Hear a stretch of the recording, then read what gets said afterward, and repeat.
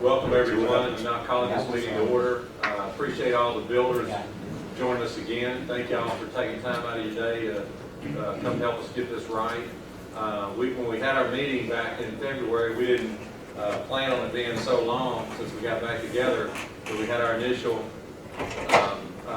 adoption of the 2018 Building Code hearing on February 27th, and as everybody knows, been a little water under the bridge since then. Been a lot of things going on, so we may need to just kind of refresh, get everybody caught up on what we talked about and what the issues are. But we'll go ahead and get going with that. Before we do that, if everybody will stand with us, I'm going to ask Alderman Gallagher to lead us in prayer, and if you will, remain standing for the Pledge of Allegiance. And Alderman Hoosfield starts off with there.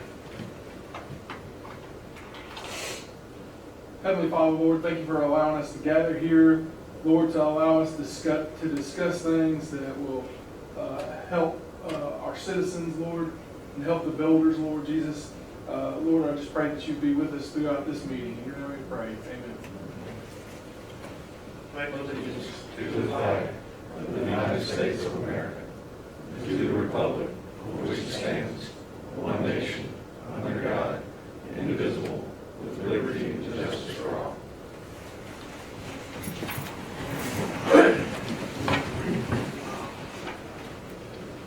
What we'll do is go in. We left the meeting at the end of February.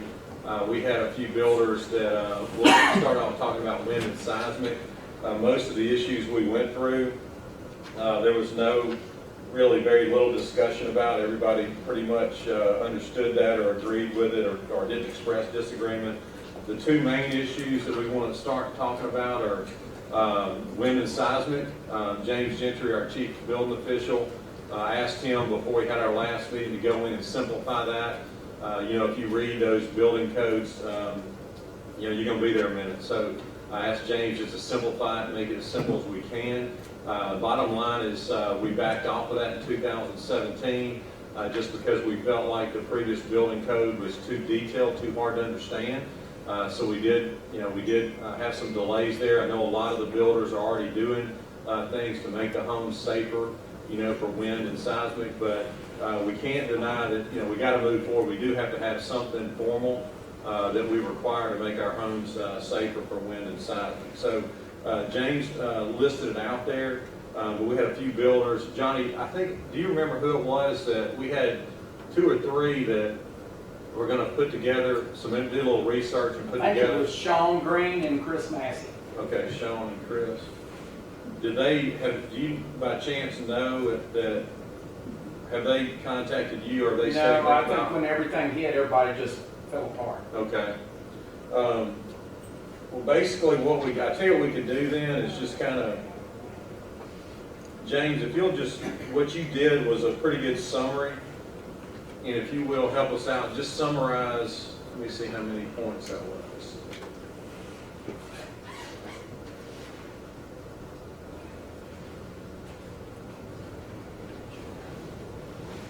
It looks like it's about 4 major things, but just on the January 6th memo that you sent or gave to me that outlined like I asked you to do, would you pull that document and then just go over or just summarize for everybody again what you recommend for wind and seismic?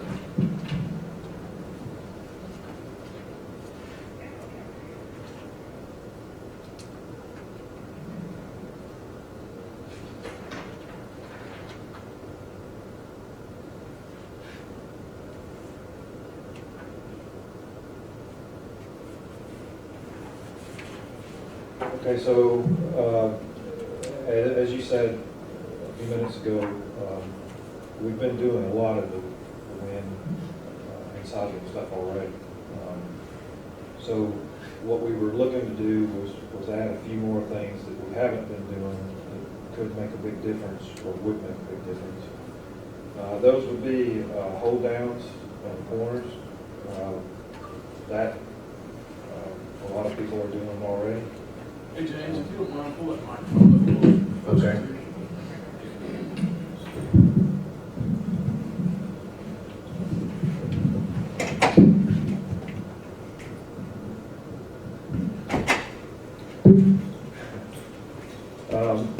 hold downs on the corners to hold the walls to the slab. Exterior walls, interior load-bearing walls be anchored with bolts, 3-inch by 3-inch washers to hold the walls to the slab. Most everybody's doing that already. 18 gauge steel strapping to be installed, 48 centers across floor joists, bases, and walls to connect stories together. We're trying to do that already, and most everybody is. The steel clips that hold the rafters to the top plates, we're already doing all that. So really the difference would be where you're building a home that has a lot of openings, or the openings are too close to the corners, you have to add brace walls. So, or move windows or take windows out. So that's where the biggest impact would be. So brace walls 4 feet in width must be provided within 10 feet of all corners and within 20 feet of each other. Where this cannot be met, or when more than one story prefabricated panels must be used. Those must be shown on the plan so that the material supplier can provide the proper materials on the front end. So we already do this and have for years for more of the custom homes where there's a lot of glass. There's window, door, double door, window, down the whole side. So that's kind of an engineering thing that has to be done by an engineer. But more specifically, what we're talking about here, this is kind of a rule of thumb that could just be applied, where if you look at your plan and you've pushed your windows out to the corners, you've got a lot of windows across the back, then you just know you've got to have a brace wall. So it simplifies a whole chapter into one statement, and this is basically just trying to comply with wind. It's not really seismic. So we still wouldn't be complying with the seismic, but we figured the wind was the better approach, and so that's what we're looking for there. In my opinion, from what I see, for most of the builders here that are building mid-size homes, most of the designers have figured that out already. They have the notes on their plans, and they're pushing windows where they need to be, and they're calling out a brace wall. So you're looking at 1 or 2 brace walls per home, probably on average for the mid-size homes. Like I say, when you get to the custom homes, then you got to have engineering for those anyway. A lot of those they're opening them up in the middle, and they're putting beams, and so now you got to have spread footings and all. I mean, it's they're doing some pretty elaborate stuff on the larger homes. Some of them. We just got one in. I just got it handed to me yesterday when I got back, over 8,000 square feet. So when you go 30 feet in the air, big open space, like the trend now is everything to be open. It takes a good bit of design to accomplish that and do it right.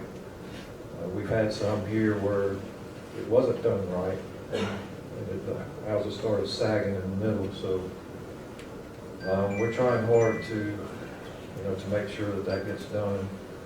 Of course, residential plans are a lot different than commercial building plans.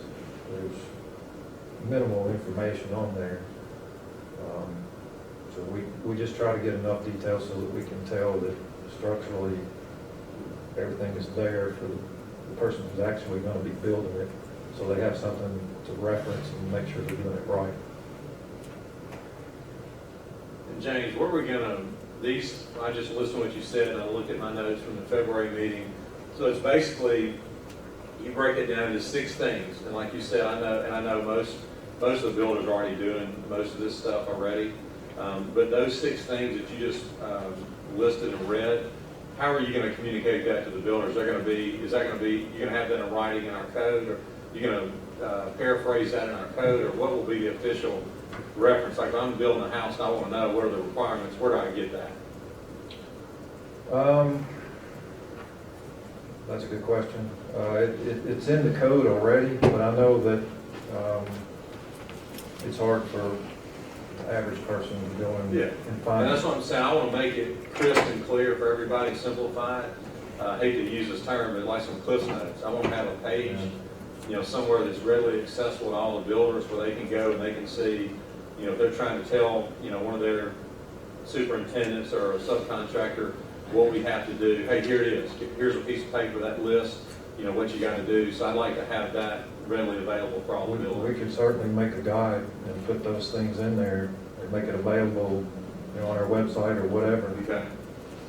And then let me ask, and then we'll open up the floor in just a minute, but just from what I remember in the discussion, or multiple discussions, there was a question about the plans having the wind and seismic in there, and someone had expressed some concern about the cost of having the plans have an add-in page, or whatever the correct terminology is, and the cost of that. And then you had indicated that you felt like, just using an example, for a 2,000 square foot house, that it was very affordable to do that. Like, I believe you mentioned 10 cents to redraw it, 10 cents per foot. So roughly it was going to be approximately 100 to 200 bucks. Is that accurate? Well, and the thing is this, the way this brace wall language is written, it's on a lot of the plans already in the notes. Okay. They're not drawing out or placing them on there. They're leaving it up to the contractor to read that note Okay. and follow it. So that, that gives them, they do it that way because it gives them a little leeway to move windows, do things. That way, it's kind of your choice. You got to meet this. Yeah. It's kind of a broad rule, but you can take a window out if you need to, or you can put a panel in, or you can move things around. So it's not, now on the, like I say, on the big homes, we're going to have it on the drawings on those, because there's not much chance. You can't write a broad note that will cover the engineering that's needed for those. But, Yeah. but the average house, just to follow the notes on there, seems to be appropriate, and I think it works fine. And there was one other thing that, and I can't remember, John, if it was Sean or may have been Brian. Is Brian Healy? Brian? Nope. I didn't see Brian. One of those, I can't remember which one, or expressed the concern about the strapping, like the 18 gauge steel strapping, that they were concerned about having to go in and move windows for it to work. Can y'all update, what that, help me understand what that concern was? I don't know. And we're already using it. So the problem about moving windows and everything else, I think if you get these recommendations out, I can get them out to everybody, including all the plan people just about, and that will cover the city and help us. If we have to draw up $200 a plan, I know some of them build more. Jerry builds 3 plans. Jerry over here builds 20. So I know it's more cost, but if it will cover us on the front end, when you're getting into the architectural, these bigger houses, you're going to have to end up hiring an engineer to come out for $350 to go with the inspector, look at it, and get a recommendation note. Because even the general plan people are going to purchase certain things. Then you get into an architect, they're going to go way overboard, if that makes sense. Mm-hmm. So as far as the 18 gauge moving windows, if you don't move a window, you just got to go to a panel. That's it. Well, that's why I wanted to, in the February meeting, I said this, and I want to reassure everybody here, our goal is to take a common sense approach. We want to use common sense. We're not trying to add something that's going to, completely add an unreasonable cost, or like you said, bring out and have an over-analysis done, that kind of thing. We want to use good common sense with it, but we do want to make sure that the homes are safer. So is there, regarding that, I was thinking there was a discussion about the strapping, but I guess. It was about the panels, abundance of panels was the main thing. Okay. I mean, I think what we're doing now is significant. I mean, Seismic compared to other cities and other things, I know this is a different, but the cities that go overboard on it, ordering all those panels, it just blows up the cost of the house. Yeah. And you can't keep it, you know, if we're gonna go for the wind deal, I mean, you know, if anybody remembers the tornado of '97 out in Germantown, it hit, when it hit, it didn't mess up like anything on one street. It hit one 3,000, 4,000 square foot house and took it out. So if a tornado comes, you're going, it's your time. If it's your time, it's your time. You do all you can to help. The earthquake, if it comes, it's our time. That's right. It's our time. It's our time for it. Yeah. We ain't worried about no hurricane. We don't live on the coast. Wasn't there some kind of concern they brought up about solar something? There's only one place they get those panels or something? Okay. Well, that's it. Yeah, there was Simpson, some of those panel places, you know, they go down there and They entertain sell. all the code enforcement guys, and all of a sudden, They next sell thing you it. know, they're selling, it, you know, next thing a local place, well, we gotta have panels, you know. You'll have somewhere in Arkansas that, not to pick on Arkansas, that doesn't have any restriction on it, but all they want panels. And they're not even doing half of the stuff because they went to the builder convention and had a good time and now they got sold some panels, you know. But yes, there's usually one or two people that do that.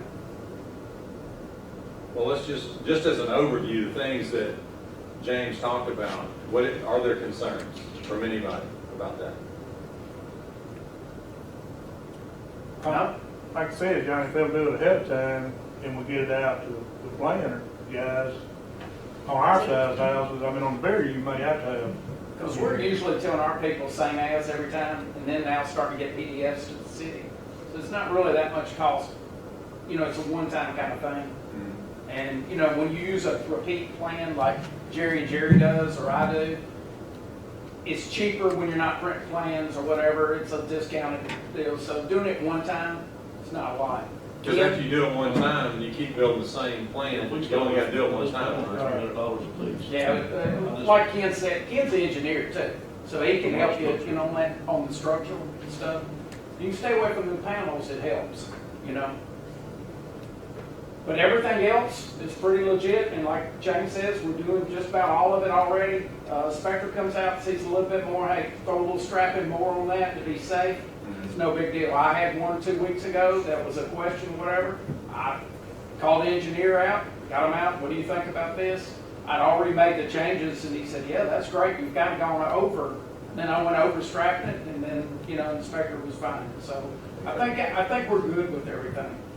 Okay, and then would it be, I know it'd be beneficial to me, just if I get a question about it, but would it be beneficial for us to have some kind of one page or somewhere that just lists these 6 things? Yes, you get, and I can get it out Okay. to everybody through the home builders Okay. and all the plan people, and from there, you know, if you're an individual coming in and building your house, which there's gonna be very few of those now, because banks are not gonna let somebody come build a house without having a contractor to help or whatever, because, you know, they're liability. So, you know, you get an individual or a smaller builder that doesn't keep in, they're probably gonna come up and you'll have a one page to give to them, or, you know, you get the word out, hey, you need to call up there and talk to them for just a second. You know, Okay, they're busy, but they'll make time for you. okay. Are there, the board, are there any questions from the board about any of that? No, I did talk with Alderman Wheeler before I came to the meeting today, and he was expressing to me his concern about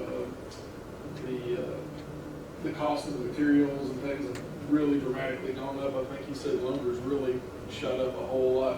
So he asked me if we could recommend that we kick this down, I mean, approve it and everything, but implement it maybe a couple months down the road, just to give the builders a little more time to get used to the idea of doing it. Is that something that, would y'all rather have it implemented later, or? Well, Well, there's no doubt lumber's really has been a huge increase, no doubt about that. But aren't we doing most of it, Johnny? that they're Yeah, we're doing most of it already right I don't now. think most of it is, based on the last meeting, what Johnny said today, I don't think most of it is anything that has not already been done now. The problem, and again, I should have probably recapped this, but just for everybody, the reason this is important for us is, you know, we're actually late adopting this. You know, a lot of the other cities have already done this many months ago, and it's important for our fire rating. You know, when we get our fire rating, we need to be able to show that we're up to date on our building code. So, and if he's just talking about like 60 days or something, Yeah, I I guess guess that's it's what we're talking about. and we can talk about that. But we definitely don't want to wait too long. We want to go ahead and get it, get it formalized. And like Johnny said, like I said in the beginning, the COVID crisis kind of jacked us up. We were planning on having the follow-up meeting like the next month in March and being done. So we're already like 5 months late now. So, but yeah, we can, whatever we need to do to help, we can. Well, definitely don't want it to mess with our fire rating because, And that's not something that's going, important. yeah, I'm sorry. Can I ask a question? Yes, sir, Jerry. Yeah, James. I'm trying to finish that office building there on Sweeney Road, Yes, sir. and I turned in the inside of it, and the city charged me $800 for you to read my plans. Is that correct? Not no permit, just $800 for you to look over my plans. Is that correct? I couldn't tell you off the top of my head. Okay. Okay. And Jerry, we can come back and talk about the other. Let me finish up wind and seismic real quick. I'm sorry. No, that's no problem. Any other? Yes, sir. So on the plans that are already in the office, like that are already in process of being built, none of those will have to be, if it were to go into effect today, none of those plans will have to be resubmitted or with that text on the plans. I mean, the ones that are already in process or the ones that have already been approved by your review won't have to come back before the city, will they? Again, we want to use a common sense approach if it's already underway. James, you see any concerns about that? I've got one that we've already pulled the permit on that shows it requires panels. So I have to put those in. I'm sorry. I don't understand. It shows that it requires panels on the plan. Yes. It's from Southaven. Do we have to put those in? Yes.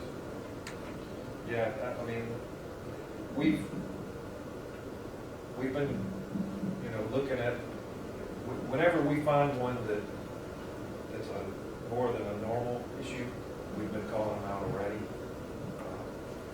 So, I'd have to look at your plan specifically to see what the situation is. If we called one out or asked to put one in, then there was a reason. Yes, sir. I would suggest maybe spreading your inspection times out for the next 30 to 60 days. Maybe give it another 15 minutes for framing. So could walk around and talk about it, maybe look at another house in the neighborhood too. Everybody kind of get a good pull on this because you know what's going to happen. You got one, then you kind of tighten up a little bit, and then you got that date. Somebody's going to try it. Right. You know how it is, but if you can spend 15 more minutes on inspection instead of running, I know it's going to slow things down, that everything's already bustling, but that would help the builder explain, and the builder needs to be there, meet the inspector, or somebody does that knows something, and walk around with your mainframer, walk around that, understand where we're at with the 60, and then next time, hey man, we said we got to do this, because most people are going to build more. Hey, outside that 30 to 60 range, man, tear it out. I mean, add this, add that, we're done, Yeah, we anticipated, implementation would be, so, we try and work with everybody as much as we can. Because your new plans are gonna start coming in within 30 days, okay? Those new plans, within 30 days, they go to the new system. They're overlooked by y'all. Y'all look at it on the plan review, if there's something wrong, we know now. Now, everything's pulled, everything's going right now, you really kind of work yourself into it. Now, if you've got something that's gonna sit there 6 months as a slab, man, they should have been in here, So, don't miss the team meeting, you get cut. What we'll do also is we'll reach out to the designers, and some of you may have designers that we are not as familiar with. There's a short list of the ones that we typically see, and we can call them and talk to them, explain to them what we're looking for. I've talked to a few of them in the past, so some of them have already got 2 or 3 versions of plans, if you tell them you need the version that has the wind built in, they sell you that version. I don't know why they have done it that way, I guess so they can make more money. Well, different municipalities, if they sell Cariable, same plan, Cariable's going more, you know. I mean, you get people like them in Germantown, they don't care if you build anything in the city or not, so. So they're gonna make it. I have different. actually seen some of the plans that say Oakland, Tennessee requirements and Germantown requirements are kind of mentioned on there, so I haven't looked at it closely to see what the differences are, but there must be differences because they have it noted on there. It's quite a bit. Quite a bit, quite a bit. We just told folks been around here for 40 years, 50 years. I hate to say it. Well, Been around here a long time. and we're not trying to be like Trying to Germantown do a or good Oakland. job here. We're trying to be Southaven, South Southern End County. and take care of, our area. I'm gonna try to live my last days here. Appreciate you, Jerry. Now, may ladies, Jerry. Huh? But Johnny, no, I think that's a good idea, just, as we transition, we want to give people a lecture, make sure they understand, and I think the answer is yes to that, Johnny, so we'll get that done. And we will go back, and we didn't answer, did we answer the gentleman's question about if you've already started, like you're midway with one now, I don't think it makes sense to make you go back and start over. We're gonna roll on, let you finish what you got. Ken. Yes, sir. Well, I think the main thing we wanted to make sure of is that we weren't fixing to have to go through the whole review process of the plans again if if we've got the slab order, or if we, at the certain points of it. And I mean, most of them already have some of it already on there, the text on there anyway, so I mean, it shouldn't be, but I just didn't want to have to stop a house in mid-process and send it back through the process. No, I don't think that makes any sense, no. Right. Well, yeah, like you said, most of our plans already have that built in. And most of the ones that we're building, so those shouldn't have, what he was saying is, those shouldn't have to be redone. It's just anything new, or if we get something different than we already built. Right, most of your Sullivan plans, and I'm not advocating for anybody, but most of the Sullivan plans that you guys submit to us have that note already. Right. And that's all you need on the plan, is that note? That note pretty much tells you, Okay. and then, we'll work with you on that. I mean, that note is very similar to what we put here for that reason, because we saw that they were already putting that on the plan, so people should have been familiar with seeing that language. So that's why it's written the way it's written, just to make it easier.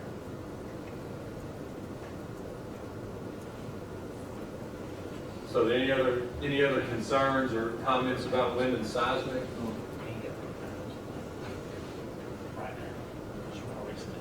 Okay, if there's no other concerns there, we'll go ahead, like we talked about, and get like a checklist done for these to simplify it. We'll get that done, we'll put it on the website, get something in paper too, people can reference that. We'll take care of that.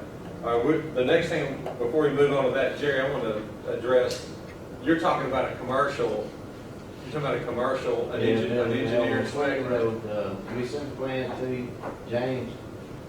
Yeah, and there's difference obviously in residential, commercial. Yeah, and you charged me $800 to read the plans, is that correct? I can't tell you off the top of my Okay, head. that's good enough. I have to. I go look at my checkbook. I have to get with the. Then I pulled a permit, and y'all charged me $800 just to review the inside of the shell where I'm building my building. I'll get back with you. On commercial, I don't know what the calculation is for that particular space, but the way it works is. I'll get back with you. The I'll plan get back with you. fee. Yeah. I'm a taxpayer, I pulled a permit, and y'all wanna charge me $800 just to look at my. Got it, I'll get back with you. Yeah, no, I mean, if you don't mind, I know the specifics, we'll need to get back on that, but what are we talking about? I don't understand what we're talking about. The shell piece. I'll get back with you. He's finishing out a space in the shell building, Yeah. multi-tenant. And so we did a review on the shell building, and for each tenant space that comes in, there's some new plans and a new finish out. So we do a plan review for that, and then permit for each But are we talking about a city fee, or are we talking about, I know a lot of times we require engineered drawings, you know, on some, we're not talking about engineered drawings, you're talking about a city fee? The Yeah. city charge you a I fee? get that with you. Okay. Yeah, just get the specifics of it, we'll check it out, make sure it's fair. I don't want you, Thank you. I don't want you leaving feeling like you got hosed, okay? We'll get you a straight up answer. Thank you, Mr. Mayor. Thank you. Okay, next, the next thing, and what we'll do is, let's talk about this next thing because it requires the most conversation. Then we'll do a general overview of any questions about anything else, just to make sure that we don't leave any questions unanswered. And then I got a little follow-up at the end I want to share with you. But the next biggest issue is on residential, the sprinkler system.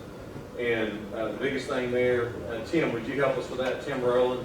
The biggest thing there is there's a little bit of difference in what other cities do and what Southaven has done in the past, and it gets a little confusing. When we have a square footage amount set, I think the term we used was living space. Well, now things, as y'all know, have changed so much with people using space that's not heated and cooled.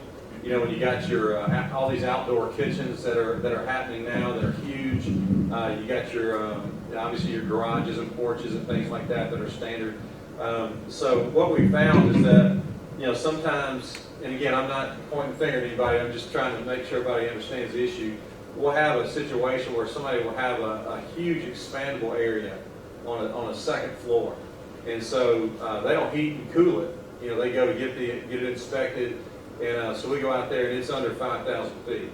Well, they have another 2,500 feet, or I mean, in some situations, just a ridiculous amount. So it's kind of like, it's not real. You know, it's not really a 5,000 square foot house, it's a 7,000 square foot house, or 7,500. So what we're trying to do is simplify it. Number one, so it's clear for everybody to understand, so builders know, hey, if I'm building this house, this is what I got to do, or I don't have to do this. The other thing is that it cuts out on working the system. I mean, some people, you know, just going to work the system. So we want to keep it clear for everybody.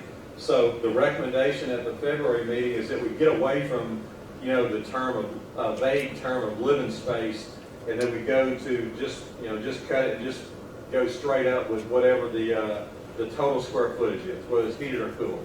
So obviously, if we were at 5 with heated and cooled, if we're going to do total, we need to raise that. So we know we need to raise that number. So the discussion today is, what is that number? So I think our meeting got a little crazy. That was the last thing we talked about. I think 6,000 felt so good that we went to 7 and 8 before we left the meeting. So we got a little crazy at the end. So we can't go to 7 and 8. But I'll open up the floor to anybody who wants to make a recommendation on what that number should be. I think John David went to 7. We started at 6, because we talked about a 5,000 square foot house, triple garage, back covered patio, that's about another 1,000, 1,200 feet. You know, if you're building that size of house, 7,000, it's high, you know. I think 6,500. No, we're not talking, I know what you're talking about, the expandable area, it's already drawn the plumbers. We're not talking about my neighborhood or Colonial Hills where everybody, you know, finished in their attic, made a bedroom, you know. Yeah. This is drawn on the plans, show it's, you know, could be expanded, you know. And if there's any question, the inspector would know when they're out there, because how, you know, the ceiling joists are going to be over the garage or whatever. But I mean, that's where we were. 8, I think, is too high.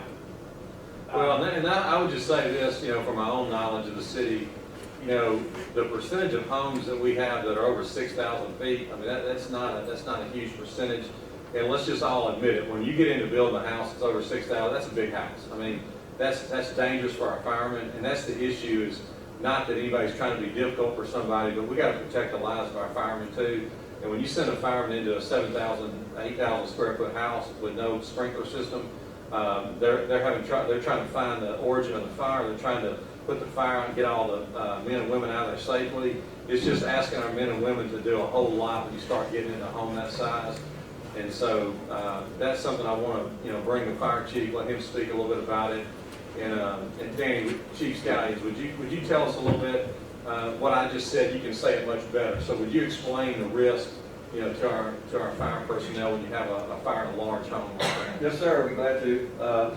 Typically, with any residential fire, and it can vary quite a bit depending on what stage the fire's in when we get there, but a lot of times you get there and as they make entry into the structure, it's zero visibility. So some of the biggest challenges that we face is going to be locating the fire. And the longer it takes them to do that, then the more that fire is going to grow. So as you go into a larger structure, such as a 6,000 to 7,000 square foot home that doesn't have any type of sprinkler or suppression systems, then you're at a higher risk. Not only for the firemen going in, but those that are the occupants. You know, it's a bigger area for them to have to search in order to look for occupants that may be unable to get out on their own. So it increases the risk the way we see it, and I would recommend 6,000 square foot to be the max. I understand that I asked in the last meeting, and I don't know, I know everything kind of fell apart, but if some of the home builders would look at the plans that they build and kind of compare, if you're building a 5,000 square foot heated, what does that equate to under roof? And just to see how things compare, I went through and pulled some plans, and I know they have a better knowledge than I do. Just looking at some of the plans that are out there that are similar to what we see in Southaven, typically if you're building, a heated 5,000, you're not going way over. I don't think we're going to be sprinkling many more homes by going to 6,000 under roof, but that would be a question I would ask for them. I know they have a lot more experience with that than I would. Anybody in the audience, would y'all help us with that? Talk to us a little bit about like your specific plans that you know that you're going to be building in the future that you may have built recently. It's between 5 and 7. I mean, how is this going to impact you? And just talk to us a little bit, if you would, please. Where's the fire plugs, fire hydrants? How far in a subdivision? How far are they apart? 1,000 feet. Fire plugs, that's water hoses. 1,000 feet or feet. less. 1,000 feet. All these houses that we build have smoke detectors in them and fire, and the city code, when you find them out, they make sure the smoke detector goes off, okay? Every fire plug's 1,000 feet. How many fire stations do we have? Working on number 5. There you go. And that's where probably the majority of the bigger houses are gonna be built at now. Probably where number 5 is, up and down, where Bridgeport could put in other bigger subdivisions. Does that make sense? Yes. I think the point you're making is, the availability of fire Yeah. hydrants and water supply. That's the same for the 2,000 square foot home Yeah. as well. Yeah. So the challenge for us comes in with the larger homes. Yes, sir. I understand. I think 6,000, 6,500. When I just took a little poll. The guys that build the customs aren't here. But, Where they at that point in time, Darren, you're $1 million house. What's 5,000? Well, and that's the point I'm trying to make. If you know you're going to build a house that's over 6,000 feet, it's a custom built house. You Yes. know that it's a high dollar house. And really, do you really want to cut this? You probably should be putting a sprinkler system in. Well, I'm not gonna be building 100 6,000 square foot houses a year. Yeah. It'd make a difference on the bottom line. Hey, if we could do it here, we'd be glad to, but it's just not our market. So I think if you go out there in a specialized deal, you build a 5,000 square foot, again, you got a 30 by 30 garage, you got outdoor living at 200 feet, you're over 6,000 to 65 right there. Yeah. James, did you want to add something? If I could, I would just like to explain how the sprinkler system works. So that, there are a lot of myths out there and a lot of misunderstandings. And the purpose for a residential sprinkler system is a little different than it is for these commercial sprinklers. But for a residential sprinkler, the way it works, and these are concealed heads, but the way it works is those heads in residential are rated for 155 degrees. When it gets 155 degrees, there's an element in there that melts or glass. It has chemical in there that expands and breaks the glass. Plunger falls out, and water comes out. It's the same. They haven't changed the way sprinklers work since 18 whatever when they were invented. They're very simple. So that one sprinkler, when it gets under 55 degrees there, will work. it opens up. The others don't if it doesn't get 155 degrees where they are. So you're talking 17 gallons a minute coming out of that sprinkler right on top of the fire in that area. So basically, the temperature in that room is not going to get more than 300 degrees. If that sprinkler is not there, in a matter of minutes, it's going to get 1,200 degrees. The whole room is going to be burning at that point. The firefighter or anybody else in that room is going to die. Right. So in a small home, it's not as big of an issue because response times you get there, it's one room, maybe two rooms. Typically, they get in there, they knock it down. You got a 5,000 square foot home, and you got smoke coming out everywhere. By the time they get there, they don't know what they're looking for. It's a safety issue. It's your kids are up, on the other end of this house, and they got to get out. Would you rather have a fire and let it get 300 degrees and it's over, or do you want to let it keep doubling in size every 5 to 7 minutes? So by the time you get a response there, you get enough people there to do a search, and you don't want to have a child. What's here in the last, say 6 months, how many houses you have burned down? 6,000, 7,000 square feet. How many y'all responded to, Chief? Well, we don't have very many homes in the city of Southaven that are that big, nor will we have very many homes that will be built. So I think we are, talking a lot about very few instances. I understand where he's coming from. But yeah, But I agree with in what the he last said. 6 months, we had, how many responses have you had to? We've had structures that have burnt and have in the last few months, and it was very significant, and they were large homes. What was the problem with it? What caused the fire? Yeah. We just had the one down at, was that Deerfield? Deerfield. Where is that? Deer Chase?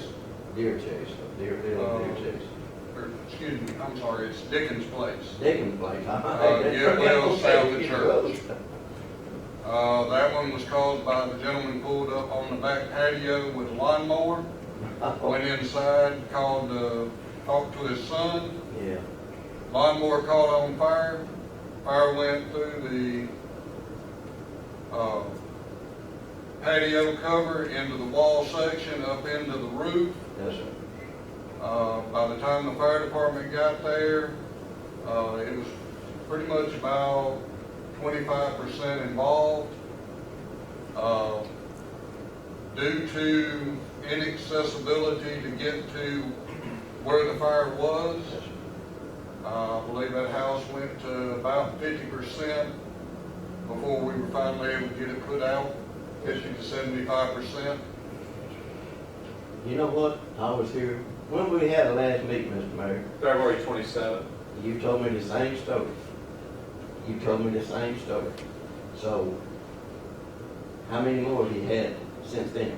Okay, we had one probably 3 weeks ago. Okay, now we're getting up, well, we're getting a little closer. Well, sir, I mean, I don't deal with What's 6 months. Jerry, help us out. What are you asking? What's the point? How many do you have? How many? Well, obviously, you're not gonna have a whole lot, because On you're the children, right there just south of Rasco. Okay, I know where that's at. Yeah. That We're one right there, good. you go by there, it's sitting there with an open roof.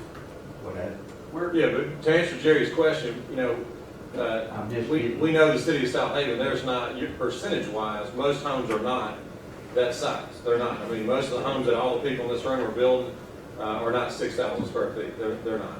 Okay. So, do we have fires in those? Yeah, we do. And if it's one, we got to be prepared for that. I mean, just like the fire at Dickens Place, that was about 2 years ago. I was out there myself because it was that significant. You go check on my men and women. And when I tell you, we had people that's not their normal job. They had a helmet on. They were going in the building. I mean, that's how taxing it was on us. So what the chief is telling you it is for real. So I just want to. Well, I sure. know, in life for real, everything's for real. Yeah, when We a live house that real size, good. and I don't think that one was. It was at least over 4,500 square feet. It was a big, that back street up on the hill, one of those big Dickens Place houses, and that thing was yeah, it was a big job for our fire I force. commend you for your service. I commend you. Thank you, sir. Appreciate Thank it. you. Thank you. Yes, sir. To further put some more input into this, when you get to your larger homes, you get into larger rooms. So you got a free fall with the fire moving throughout that room. So it can get a higher BTU. And most of these houses in 15 minutes, if it's not suppressed, it's on the ground. You're using composite materials, you're using glue, you're using wood truss. You're not using solid wood like you used in the old days, so it don't hold up. That's the Good reason. point. Thank you. Well, you're looking at a 5,000 square foot house with the outdoor stuff, what's gonna go in it, you're looking at 140 a foot probably. I mean, you're looking at $900,000 house. 6,000 is good, 6,500 is better, I wouldn't go to 7. Now you're defeating your purpose. Does that make Johnny, sense? you talking about under roof, or you? Yeah, under roof. That, in other words, whatever's on the plan. Yep, the Is triple what garage, the determines all outdoor of it. living area, everything in there, because, I mean, like I said, Jerry, once you build over 5,000, you're at 140 foot, what you're putting everything in. Well, Johnny's building a 4,800 square foot heated cool, but he's got 7,200 square feet under roof, so it's gonna have to be. Well, you've already got a permit. That's already Big good. house. Yeah, but still, I mean, But you- I'm not gonna be building no houses. But you My see, business model, yeah. I highly recommend that you consider it. We've already had that conversation. okay, Yeah, but I was just asking for, cause my business model, I'll never have to cross that bridge. But I just wanted to know for knowledge, Yeah, if sure. you go to a set of plans, it is what is under roof. It's not a hard thing it's not an objective. It's whatever the plans say, under roof. Yeah, and that's a good point, Jerry. That's like one of our goals to simplify. Like, That's right. like we're not getting out there and people arguing about this is not heated or whatever. We're just gonna make it simple. That way everybody knows in the front end, whatever that number is on the roof, that's the number. And somebody goes Can I start, throw something in on that too? Maybe? Sure. Just like the 8,100 square foot house, the way our ordinance right now reads, 5,000 square feet or more gross area under roof. Sorry, I read the wrong one. That was how it was originally written, was 5,000 square feet under roof. It was changed to 5,000 square feet or larger in finished or unfinished living area shall comply within a PA 13D. That 8,000 square foot under roof that James was talking about a while ago, figured up to 4,900 heated and cooled square footage. I mean, I understand, the firemen I understand the safety. I'm not against this, I was just trying to get clarification. Yeah. Because, Don't get me wrong, Yeah. with me, yes, firefighters are also one of my top priorities. absolutely, But the sprinkler system isn't as much for us as the folks that are living in it. Because if we get there and it's 50% involved and the family's standing out in the front yard, we're not gonna spend as much time going in there doing searches everywhere. look, you don't have to convince me on sprinkler system. All I was asking is, when you start to do a budget, people are out there, when they see that number go over 6,500, they've gotta add that sprinkler system in, and, that could, on a large house like that, Yeah. maybe $2,500, $3,000, Yeah. maybe $6,000, but when you're building that size house, that shouldn't matter. Yeah, the answer is just gonna be whatever Yeah. that number is, Right. whatever the board decides to do, it's gonna be under roof. Yeah, and that's on every set of plans. Well, and that was always how this got started, was because I wanted to finished or unfinished and all this, because I've got some folks that have turned in 9,000 square foot houses, but the heated and cooled, or the living space is 4,999. I understand. I mean. Yeah, they get it. We all understand. Darren, we're good. Yes, thank you, appreciate that. All right, and then we'll move on, and then the board, we'll discuss it, make a decision. But before that, does anyone, Raymond, did you have something? What does OB in the county do? What is their? OB does it differently, and I'll be very honest with you, I don't like the way OB does it. Would you, I think all the branches pretty much consistent with ours. I thought they still had the vague living area terms. That's what I'm saying, what we have now. Okay, what's now? No, okay. And then that leaves you up to debating what's the living area, what's not. Right. Uh, The county, due to water supply in most of the rural area and folks still being on wells and not having a full municipal water system, the county has pretty much not adopted anything, even though, and they, since 2009, the IRC residential code has actually said everything be sprinkled. Yeah, we're not gonna go by that. But they, that was why they just pulled it out and omitted it completely. So my concern is, I don't want those potential buyers of those size homes to go to the county or to OB or somewhere else, because their regulations are less stringent than ours. They're not gonna go for 4 or 5,000, they're going to $500,000. So that's just my concern. Yeah. And I'm sure the builders are concerned about that too. Well, I think that's what Johnny's talking about. When you get into those kind of numbers, you're talking about a lot of, it's a small percentage of the total cost of building. You can afford a home like that? Yeah. If I could afford one like that, I'd put sprinklers. Johnny, you get on Flores point, like, we don't want to. They're gonna pick the location they wanna be at that point in time. That, it doesn't, they're not gonna go because they have a sprinkler system not in the county or here. I mean, it's all location, you know, and to be honest with you, they're gonna look, that size house, if they're looking to buy one or build one or everything, they're not gonna look at Southaven first and then south. That's just how it is. They're gonna look at Germantown, Collierville, Eads, places like that. So it's the location that's gonna draw them in the subdivision. Yeah. You know, if they want rural, Raymond, they're gonna build out rural DeSoto County. There's not rural in Southaven, you know. And if they want a subdivision, nice subdivision, whatever, there's a couple maybe could be coming down the road. The location's gonna drive them, not having a sprinkler system. Thank you. Any other discussion among the board? Is John David with us, or is he? He's on phone. Oh, okay. John David, do you have any, anything to add? Yeah, I just read on this thing, $10,000 I'm just saying, some of this on one side or the other. Once we get the county to have these city taxes, you know, like we have ones now that don't pay city taxes and we're providing water and sewer and all the luxuries of the city, but I disagree a little bit with Johnny on that, on the sprinkler system number, and as far as the amount of money that we spend, but that's my opinion. What was your, so you're saying that you feel like, not like Johnny's example, Germantown and Collierville, you're talking about if somebody's gonna build that size house in DeSoto County, us competing with Olive Branch or the county in general, you think that that amount of money is a factor, is that what you're saying? I mean, it's always a factor, but what's it gonna cost, 10 grand to sprinkle a house? Right, but I mean, yeah. $1.15 a square foot. How much? $1.15. Oh, dollars, I thought it was 15 cents, I was like, yeah. $1.15 a heated square foot. $1.15. Typically cheaper than. But the other issue is, as Tim was saying, the county just totally backed it out, they're not even in. Well, we the can't county do is that. still working on going to the 18 code. I don't know if they're planning on bringing it up this time or not, Yeah, but for the 12 code adoption, they did omit it. yeah. And the other issue you have to point out is we do have a better fire rating than all those people, so there's a reason for that.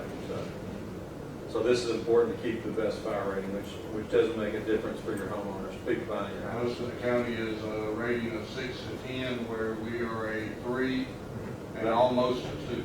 Yeah, we're hoping with Station 5 we'll drop to 2. James? I just want to make one more point on the sprinklers, that I didn't say a while ago. If that one sprinkler head operates and it knocks the fire down, and when all of our crews get there, that's an easy job. If you don't have that sprinkler, then you're gonna have all the resources from the city there on that one house tied up all night into the next day. So, I mean, it's a huge factor. We appreciate that, I understand, thank you. Okay, I think I'm sorry, go ahead, Charlie. Yeah, if we if we did like 6,500 to 7,000, how would that affect our fire rating? What kind of impact would that have if we went to that city? Really, for the most part, they're looking at the code adoption.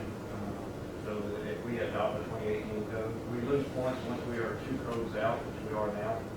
We are in 2012, 15 came out, we didn't adopt, 18 came out, we haven't adopted, so we need to move forward to a 2018 code for fire rating. So the 65%. That has nothing to do with that. Wouldn't make any difference, okay? But we can talk about it among the board. We just, the purpose of today's meeting is we want to hear from you. We want y'all to tell us, you know, what you think and what's on your mind. Y'all help us a ton, so I appreciate that. Then we'll come back and we'll actually vote on it and make whatever adjustments we need to make. I think we're leaving today that we're in the 6 to 6,500. That's what we'll leave today, so. All right, we're going to move on. There's no other discussion about the sprinkler. And then just general overview. When we left our February 27 meeting, all the things that we went through that are there, most of those were things that are already being done by most of the builders now. There was really no concerns that were expressed. Is there anything just in general that any of the builders, anything that you just have concerns about with the building code changes? Nothing there? I think interest rate, it's ungodly. Interest rates are so low, it's un-American. That's a good problem, Jerry. That's a good problem. Ain't un-American. Un-American that they're so low? Yeah. Man, I like them low, Jerry. They're low for you too, Jerry.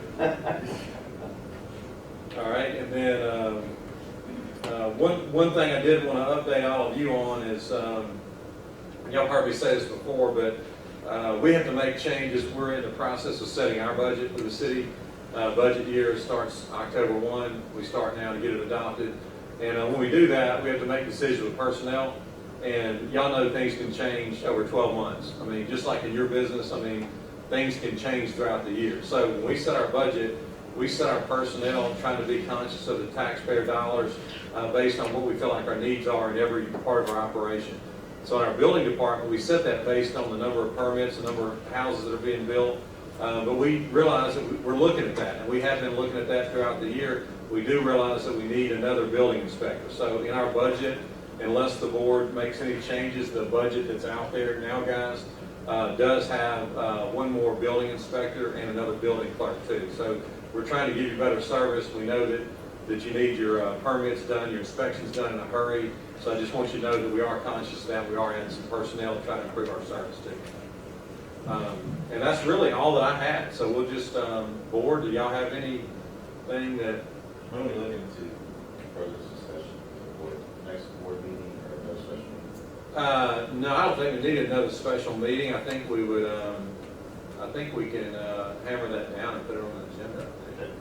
I think the only thing that we're lacking is, James is going to help us get the one pager for the wind and seismic. Right. And then we just need to make a decision on the size of the sprinkler requirement for residential. I think we're good to go. So we'll just put it on an upcoming agenda. Let's talk about the, Joel, you brought up the John Davis, Alderman, we was concerned about giving some time because of the rising cost. Is there, is 30, 60 days, does that matter? Or, y'all are already doing, I think y'all are already doing most of the stuff that's in there now. So is there any benefit for the city delaying 30 days to pass the code? Or I don't think that really makes a difference to us. Not in 30 days. No, I was gonna say, and it's maybe without saying, obviously we want to adopt fire and building codes at the same time so there's no conflict. Yeah. But typically, say if we adopted or he adopted it or approved it in September, maybe not adopt it or have it go into effect until first of the year. That will help the Parliament with the plans if you have somebody that's already, have plans that they're So submitting. it'll be beneficial. Yeah. Okay. That's a great idea. Sounds Thank you, good. Chief. Y'all good with that? So as long as we adopt it, it's good. And then Yeah, just don't make it effective until January 1. I think that's correct. James, you gotta, now make it crisp and clear for everybody, January 1. And typically what we do, what we've always done in the past is if a project is in progress already, they've already been talking to anybody in like planning or anybody like that. Yeah. We allow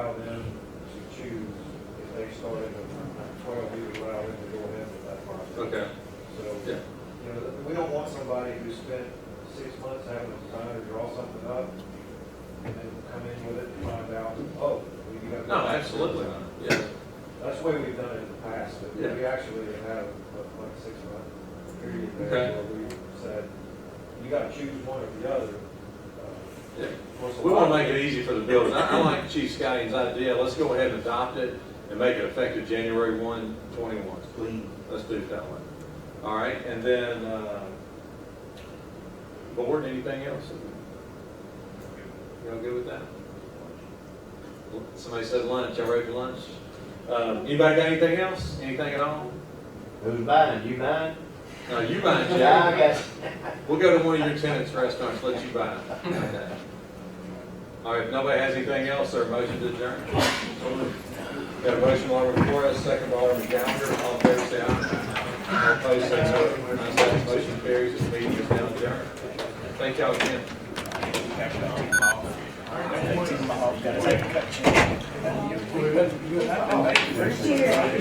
My meeting's go a little bit different than most people. Good. You did a fine job, sir.